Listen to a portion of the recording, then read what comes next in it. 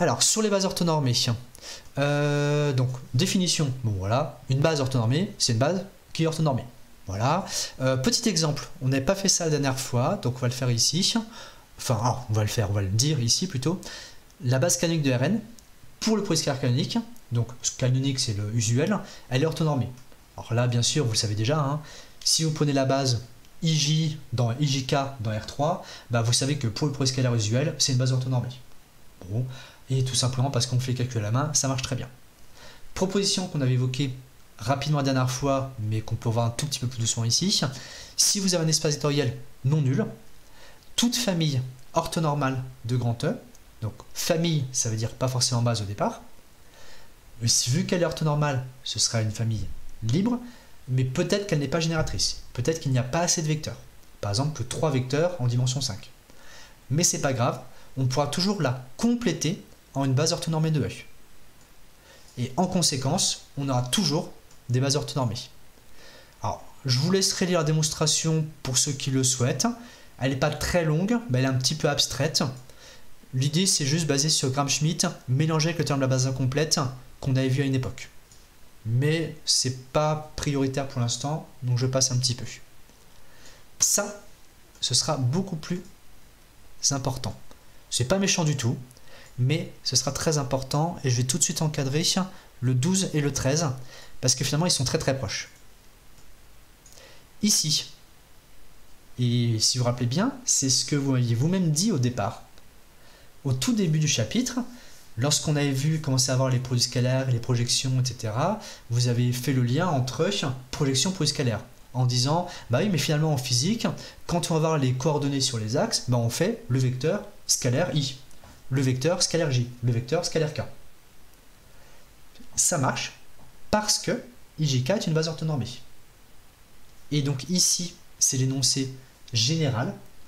Dans n'importe quel espace vectoriel euclidien,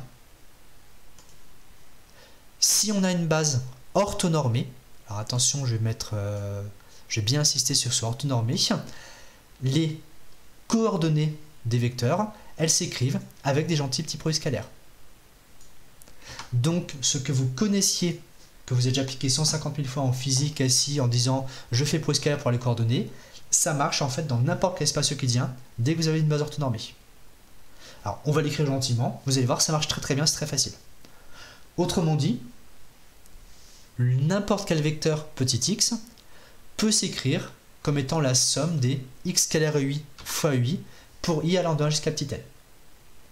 Donc on peut avoir les coordonnées et donc l'écriture en combinaison de petit x avec des produits scalaires. Dans la foulée, on va regarder le théorème 13 et après on reviendra sur la démonstration du 12. Le théorème 13, si vous regardez bien, x carré y égale somme des x, y, i.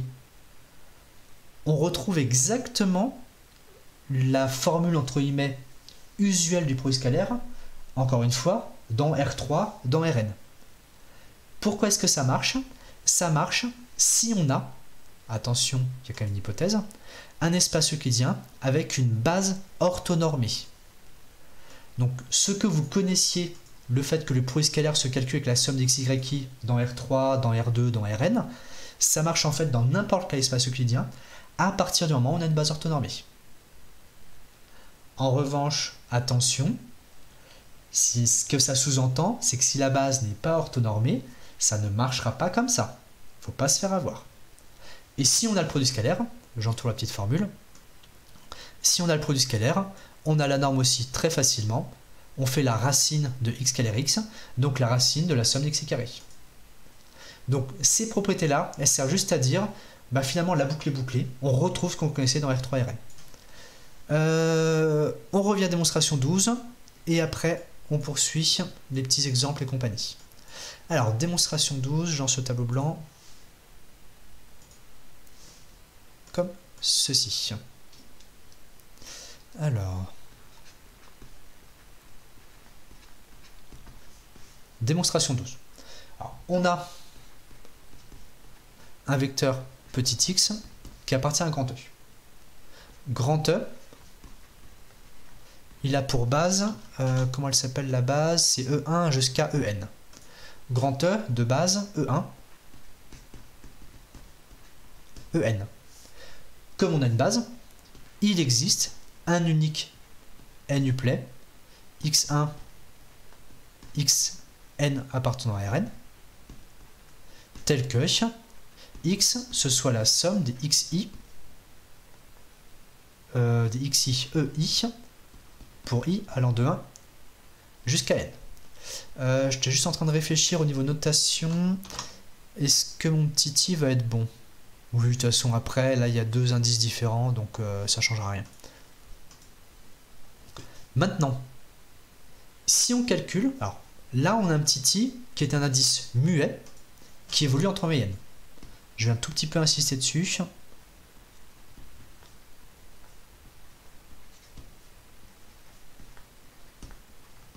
Par rapport à ce qu'on va faire après.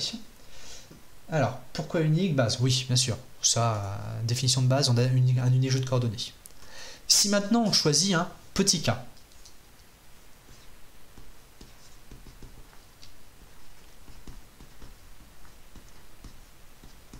donc ici, par opposition à cet indice muet qui va de 1 jusqu'à n, là, on a un indice fixé, alors, mais j'ai qu'à mettre entre parenthèses, mais quelconque.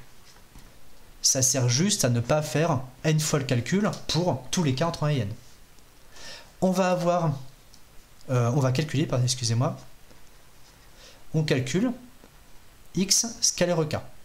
Alors le produit scalaire, là je l'ai noté avec des parenthèses ou des crochets? Avec des parenthèses. Donc je vais prendre la notation. X scalaire k. On remplace petit x. On va donc avoir la somme des xi ei pour i allant de 1 jusqu'à n. Tout ça, scalaire k. Linéarité à gauche du produit scalaire. On va se retrouver avec une somme qui va entre guillemets sortir du produit scalaire.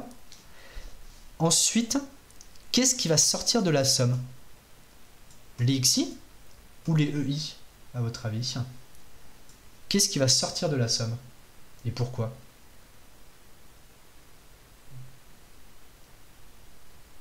Pas sortir de la somme, excusez-moi. Qu'est-ce qui va sortir du produit scalaire? Excusez-moi, j'ai fait un lapsus. Qu'est-ce qui va sortir du produit scalaire? Voilà. Du coup, vous rectifiez de vous-même, effectivement, très bien. Ce sont les xi qui sont nos petits scalaires. Attention à ne pas vous mélanger les passoufs. Donc xi, ce sont des gentils petits réels, alors que les ei, alors on va pas dire que ce sont des méchants vecteurs, mais ce sont des vecteurs. Conséquence, on va avoir la somme, les petits xi qui vont sortir, et on va avoir un produit scalaire, ei scalaire k. Mais ce produit scalaire, qu'est-ce qui va se passer ici?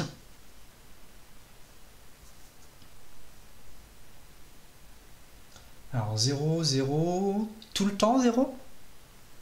Ouais, bien vu. Bien vu. Donc, c'est égal à 0 si petit i est différent de k, mais c'est égal à 1 si petit i égale k. Donc ça, car E1 jusqu'à En, c'est une base orthonormée. Alors, si j'écris BON pour base orthonormée, ça vous parle?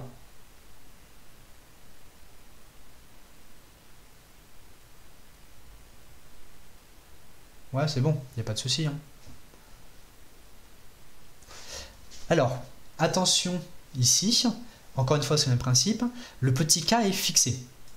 Donc en fait, on va avoir E1 scalaire k, E2 scalaire k, E3 scalaire k, etc., etc., etc. Donc tous les termes de la somme vont s'annuler, sauf un seul, qui est tout simplement xk fois, alors bah du coup, fois 1. Morale, conclusion.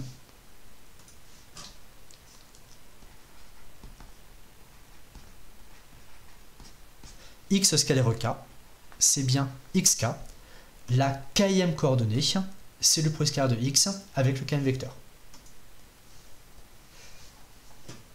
Alors, hypothèse, mais c'est pas écrit là. Oui, bah, j'ai pas recopié toutes les hypothèses.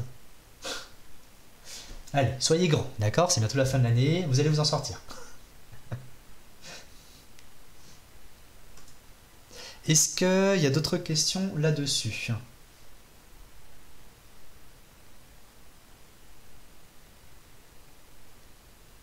On est bon? Alors, démonstration 12 terminée. Alors, et on va faire le même principe pour la démonstration 13, mais juste avant, il y avait un petit exemple. Alors, exemple, juste, il n'y a rien à écrire, hein. C'est juste, il est marqué là, c'est pour se familiariser. Donc, je regrandis un petit peu le PDF. Petit exemple, bah, si vous avez un vecteur petit x, x1, xn de Rn, bah, ces coordonnées, elles vérifient xi égale x carré i. Donc, entre guillemets, comme je disais tout à l'heure, on retrouve ce que vous connaissez déjà, ce que vous appliquez déjà en physique, SI et compagnie. Pour la démonstration 13, pareil, on va faire, alors, il n'y a que le pot scalaire à faire, parce que de toute façon, une fois qu'on a le pot scalaire, on a la norme. Qu'est-ce qui va changer? Donc, on a une base orthonormée. C'est souligné en fluo, hein.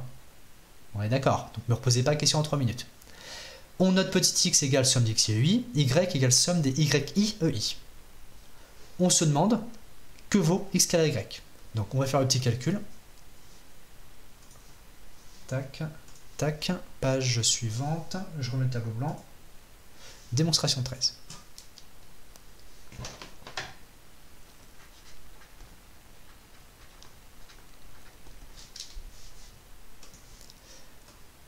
Tac, tac. Alors, on calcule.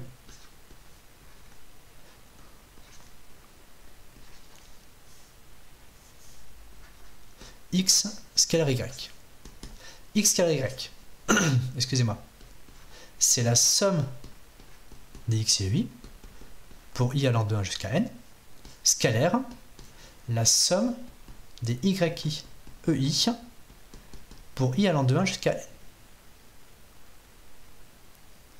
Ensuite, alors là effectivement, c'est de la linéarité. Mais il faut faire très attention. Là je vous le dis, parce que malheureusement je ne peux pas vous interroger facilement. Il y a un piège dans lequel il ne faut pas tomber. Qu'est-ce qu'il faut faire ici pour ne pas écrire n'importe quoi juste derrière?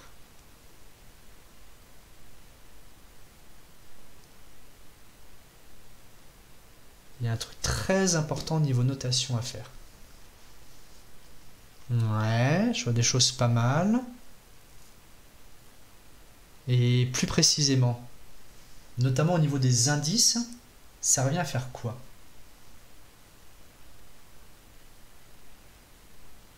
Ouais, c'est très bien vu. Voilà.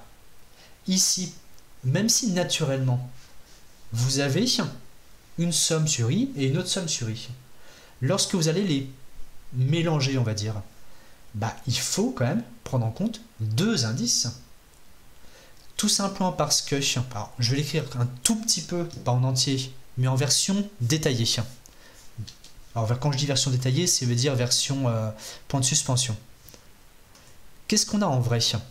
On a, zut, tac, tac, pour le premier, x1 e1 plus x2 e2 plus 3 petits points plus xn en. Tout ça, scalaire, y1 e1 plus 3 petits points plus yn en. Si on développe, alors là, il faut juste imaginer ce qui se passe, on va avoir, c'est comme une double distributivité, le x1 e1, il va être multiplié scalairement par y1 e1, mais aussi par y2 e2, mais aussi par y3 e3, etc., etc., etc. On va donc se retrouver avec, alors je fais une petite parenthèse comme ça, x1 e1 scalaire y1 e1, plus x2 e2 scalaire y1 e1, y1, excusez-moi, e1, plus, etc., jusqu'à fin de la ligne, xn en scalaire y1 e1. Alors si je m'arrange pour tout mettre sur une ligne, ça doit être faisable. Zoup. Zoup. Ça dépasse beaucoup. Ouais, ça dépasse beaucoup. c'est pas grave. Voilà. Mais c'est pas fini. Là, finalement, ce qu'on a traité, je vais mettre un petit coup de fluo pour que vous voyez bien ce qui se passe. Donc, le seul morceau qu'on a traité, c'est... Alors, lui, qu'on a intercalé avec chacun des petits XIEI, X1E1, X2E2, XNEN.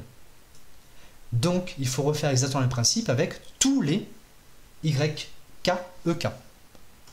On va donc se retrouver avec, je fais encore une étape et puis après on va faire la version générale, plus 3 petits points, plus donc XNEN, scalaire Y1, E1, plus, etc., plus XNEN, scalaire YN, EN. Donc, attention, besoin de 2 indices pour écrire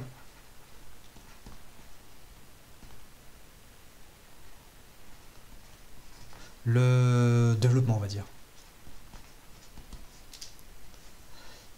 Est-ce que YN c'est normalement, attendez, là Y1, Y1, Y1, et là c'est YN, et là, oui, excusez-moi, attendez, là c'est YN, bien vu.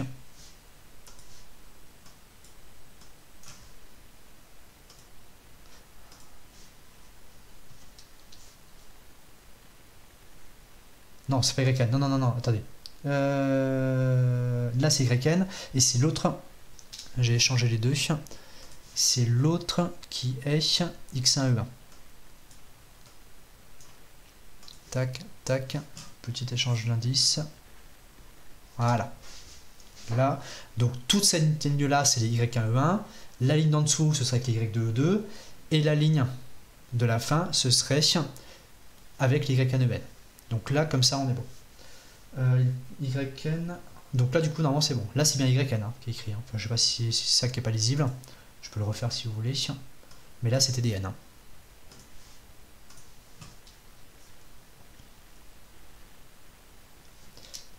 Est-ce que cette étape-là, c'est bon? Conséquence, on va se retrouver avec, je l'écris en dessous,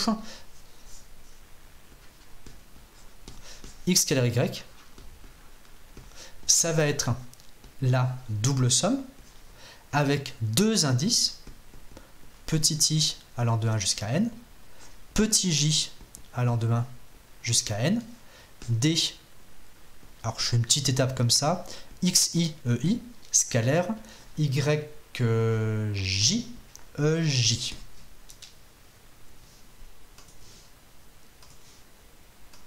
Donc attention à cette étape-ci. Ensuite, je vais faire une petite capture, comme ça vous l'aurez sur l'écran d'après.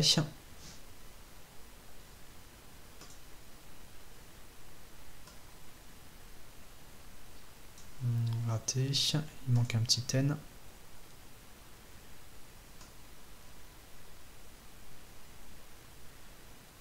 Tac. Tac. Donc, si on reprend avec ce morceau-là, je le réduis un tout petit peu, pas à peine qu'il soit si grand. On va ensuite... Alors, pourquoi on ne sort pas? On le fait maintenant.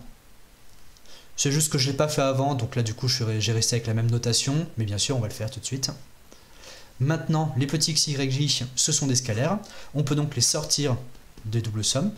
On va donc avoir la somme pour i allant de 1 jusqu'à n, la somme pour j allant de 1 jusqu'à n, le petit xi, le petit yj, donc les gentils scalaires qui sortent, et les vecteurs ei, scalaire ej, qui eux restent à l'intérieur.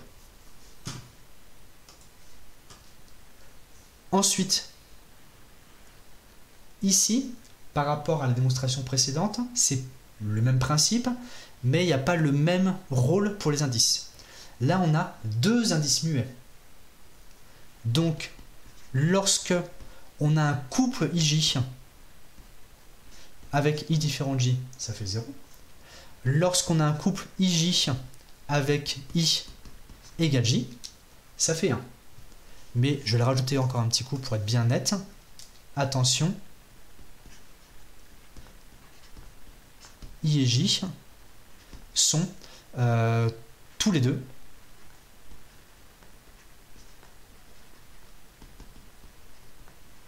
des indices muets. Ça veut dire quoi? Pourquoi est-ce que je précise ça? Ça veut dire que lorsqu'on va simplifier, voilà, il y en a qui voient un petit peu ce qui se passe, c'est comme si, si on imagine que tous les termes additionnés sont dans un tableau, ça veut dire qu'on va additionner les termes qui sont sur la diagonale. Donc il y aura E1, E1, E2, E2, E3, E3, jusqu'à EN, EN qui vont apparaître. Donc dans la somme précédente, il y avait un seul terme qui restait. Là, on a n carré termes au départ, et il n'y en a plus que n qui nous reste à la fin. Donc on va se retrouver avec la somme pour... Alors du coup, je vais mettre I ou J indifféremment, hein, on va dire petit i, allant de 1 jusqu'à n, des xi, yi, fois 1. Et conclusion, c'est gagné. On est parti de x égale y, et on est arrivé à la somme, donc juste une somme simple, des xi, yi.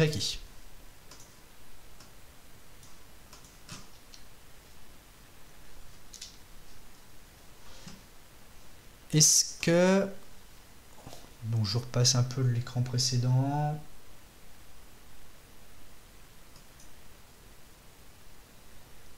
Est-ce que c'est à peu près bon le principe ici? Ah, là il me met un truc un tout petit peu sorti. Toc, toc, toc.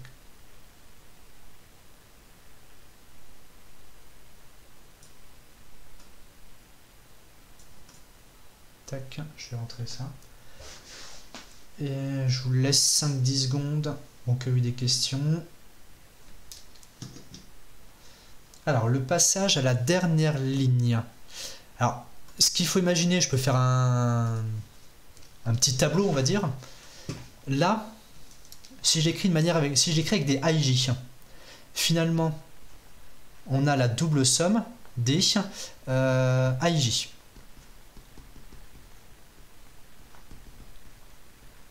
A priori, on a ça.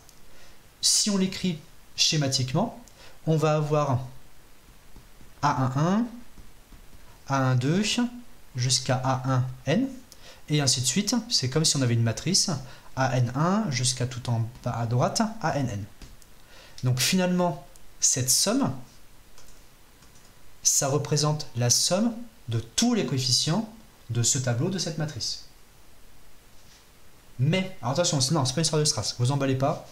Enfin, ça revient à ça, mais c'est pas, c'est un peu hors sujet. Mais on se rend compte que lorsque les indices I et J sont différents, le terme en fait il vaut 0. Donc par rapport à notre tableau, on a lui qui vaut 0, lui qui vaut 0, lui qui vaut 0, mais lui au milieu, il est non nul. Conséquence, alors du coup je vais peut-être pas l'entourer parce que sinon ça risque d'être confusant. Et même principe ici, mis à part, donc je peux peut-être le présenter comme ça par exemple, par contre, mis à part tous ceux qui sont ici sur cette diagonale, on a que des petits termes égale 0, égale 0, égale 0, égale 0, égale 0, enfin, sauf sur la diagonale. C'est pour ça que lorsqu'on fait la somme de tous les termes du tableau, bah, il ne reste en fait que ceux de la diagonale, c'est-à-dire les A, II, avec donc une somme simple, somme sur I, somme simple, des A, II, si on veut faire un petit lien, eux ce sont mes A, I, alors que là-haut, c'était nos A, I, J. Alors, est-ce que par la partie simplification de la somme, c'est un petit peu mieux. C'est pas forcément, c'est pas simple ce passage-là. Hein. L'histoire de double somme, là, ça déroute tout le temps un petit peu, ça déroute très souvent les élèves. J'espère que c'est un petit peu mieux. Ensuite, j'avais une question au passage. C'est vrai pour tous les produits scalaires. Non, non, non. Là, souligné fluo, base orthonormée. Base orthonormée, base orthonormée. Mais base orthonormée pour le produit scalaire qu'on est en train de manipuler. Donc finalement, et ça rejoint la remarque qui est faite un petit peu au-dessus, on s'est rendu compte effectivement, si je vous remets le PDF un petit peu plus grand à côté, et c'est ça la morale, on se rend compte que si on part bien d'une base orthonormée, allez je remets un coup de fluo sur les orthonormés qui bougent, et même ceux qui ne bougent pas d'ailleurs, si on a une base orthonormée, les coordonnées, le produit scalaire, et de fait la norme, on a une formule très simple et on retrouve effectivement celle qu'on connaissait dans Rn pour le produit scalaire usuel. Mais pourquoi est-ce qu'on la retrouve? Parce que, si vous regardez le petit exemple qui est au milieu, dans Rn, la base canonique, elle est orthonormée. Donc, tout est cohérent. En fait, ça marche pour n'importe quel produit scalaire dans une base orthonormée. J'espère que j'ai assez radoté, que ça va bien rentrer. Donc, base orthonormée, base orthonormée, base orthonormée. Alors, pour l'écran, tac, tac, tac. Donc là, je mets juste le fin de démonstration sur l'écran à côté.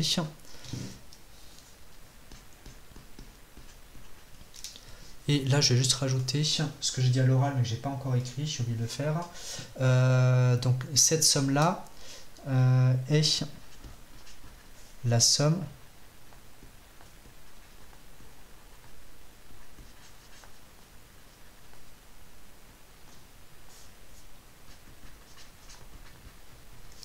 des coefficients du tableau en dessous. Là, je suis un tout petit peu décalé. Donc, zoom. Je décale un tout petit peu ça à gauche. Voilà. Comme ça, si ça vous aide à visualiser, pourquoi pas. On revient sur la partie cours. Tac. Tac. Qu'est-ce qu'il nous reste donc à faire? Oui, petite remarque. Et après, comme ça, parfait. On en fait une grande 2. Il restera une demi-heure. On va peut-être pas se forcer avec les projections orthogonales. Je préfère que vous mariniez un petit peu ces formules-là. On y va tranquillement. De toute façon, on n'est pas du tout en retard par rapport au programme. Donc, inutile de vous stresser là-dessus. On va y aller tranquillement, surtout sur ces chapitres qui sont pas simples du tout. Hein. Ils sont pas simples du tout en vrai. Hein. Il y a plein de notions différentes. Hein. Donc, petite remarque ici. Ces relations qui sont au-dessus, on peut les écrire comme des produits scalaires, comme des produits scalaires. On peut les écrire comme des produits matriciels. C'est très simple. Hein. Regardez. Si je vous écris en dessous, alors grand X, donc c'est le vecteur colonne des coordonnées de petit x. Donc grand X, c'est x1 en colonne avec xn. Grand Y, c'est y1 en colonne avec yn. Si vous calculez transposé de grand X fois grand Y, ça va devenir quoi? Transposé de grand X, ça va devenir une ligne. x1, virgule 3 petits points, virgule xn. Multiplié par... Ah, zut, j'ai pressé de place. Zoom. C'est pas bien, j'ai pas anticipé. Multiplié par la colonne. Donc, volontairement, je la vais en haut comme ça. yn. Donc là, ce que ça représente, c'est un produit matriciel. Hein. Vous vous rappelez, on met la matrice de gauche, on met la matrice de droite, pardon, un petit peu en haut, pour faire apparaître, je vais changer de couleur, pour faire apparaître ici le produit matriciel. Mais ce produit matriciel, qu'est-ce que ce serait? On a ici une ligne fois une colonne. Donc la matrice produit, elle aura quelle taille? Voilà. Ce serait une matrice 1, 1.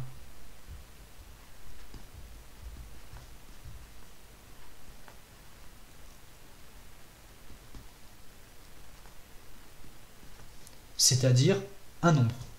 Et comment est-ce qu'on calcule ce nombre?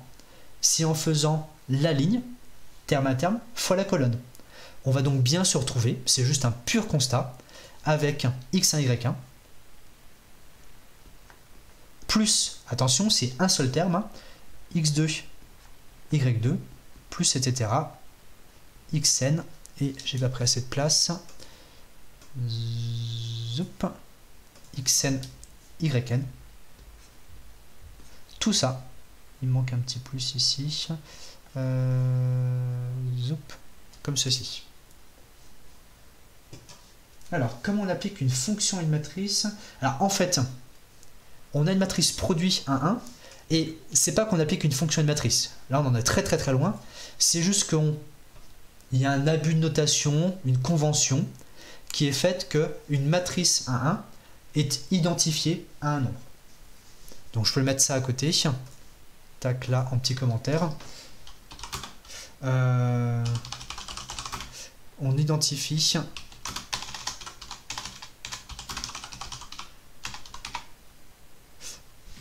voilà, on identifie une matrice 1, 1 à un nombre. Tac. Donc c'est ça qu'utiliser. N'allez surtout pas parler de fonctions sur des matrices. Hein. Là c'est largement autre chose. Est-ce que c'est bon ce petit calcul? Donc là je l'ai fait un petit peu à l'arrache, mais il n'y a pas besoin de plus. Hein. Et donc pour la norme, bah, c'est avec 2 fois le même, donc ça fait la somme d'x carré, donc transpose de x fois grand x. Alors ce truc là, pour l'instant on peut vous dire que ça a l'air de ça sert à rien, donc pour l'instant ce sera à peu près vrai, mais il y a certains exercices un petit peu pointus, un petit peu abstraits sur le produit scalaire, et où en fait la solution, ce qui sauve tout, c'est d'écrire les produits scalaires comme des produits matriciels comme ici. Donc ça, il y a des exercices assez classiques. En général, c'est au moins un niveau central mine. Hein. C'est pas du facile, où il y a ce genre de choses qui peut intervenir. Est-ce qu'il y a des questions sur le grand 2? Il nous reste quoi après? Une page et demie. Ça se fera en une séance ou au pire 2 si besoin. Donc d'ici la fin de la semaine, on aura fini le chapitre. Alors, s'il y a des questions, je vous laisse les poser. Sinon, vous allez partir sur les petits exercices autour de tout ça. Alors, j'attends 5-10 secondes.